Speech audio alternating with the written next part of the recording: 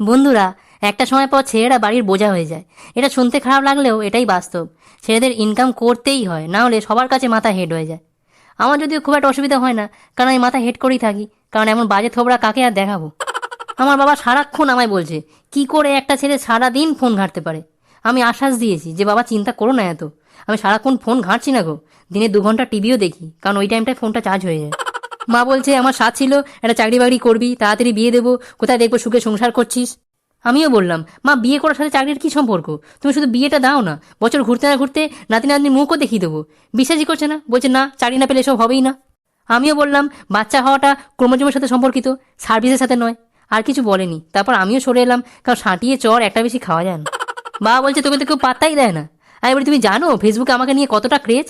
Friend লিস্টের প্রতিটা মেয়ে আমাকে চেনে, কারণ ওদের প্রত্যেকের ইনবক্সে আমার মেসেজ আছেই। Hi, hello, I love you, marry me, reply me please, এসব আছেই। বাবা বলছে তোর ইনবক্সটা দেখা দেখি। আমি বললাম বাবার সামনে ছেলেকে কেউ বাজে কথা বলছে, এগুলো কি দেখানো যায়?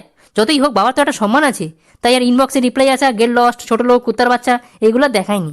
বন্ধুরা, স্কুলে যখন পড়তাম তখন দু চোখে অনেক স্বপ্ন ছিল। এই সকালে উঠে প্রতিদিন চোখে জলে ঝাপটা দিতে দিতে সেগুলো মনে হয় ধুয়ে গেছে। আমি আমাকে নিয়ে চিন্তিত যে আমার কি হবে। খাওয়া দাওয়া করে দুপুরে একটু শুই রেস্ট নেওয়ার জন্য, চোখ খুললেই দেখি মা চেল্লামিলি করে ডাকছে।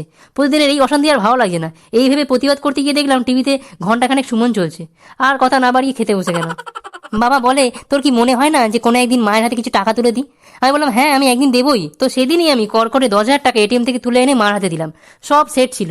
মা সবে বলতে যাবে যে সেটা আমার কত বড় হয়ে গেছে, ব্যাস বাবা এসে ঝামেলা শুরু করে দিল। বলছে দেখো দেখো ফোনে SMS এসেছে, 10,000 has been debited from your account. আমি বললাম দাঁড়াও, ব্যাপারটা বোঝাচ্ছি, কিন্তু কে শুনছে কার কথা?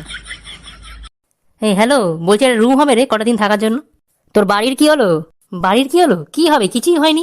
জাস্ট মা বাবা বললো বাড়ি থেকে বেরিয়ে যেতে, আর বললো দুষ্টু ভালো থেকে গোয়ালে শূন্য অনেক গরু। আবার কি কথা? হ্যাঁ এরকম কিছু একটা বললো। তার রুম নিলে তো তার ভাড়া লাগবে, সেটা কি হবে? আরে টাকা পয়সা নিয়ে ভাবিস না, বাবার ডেবিট কার্ড আর ইউপিআইটা আমার ফোনেই নামানো আছে।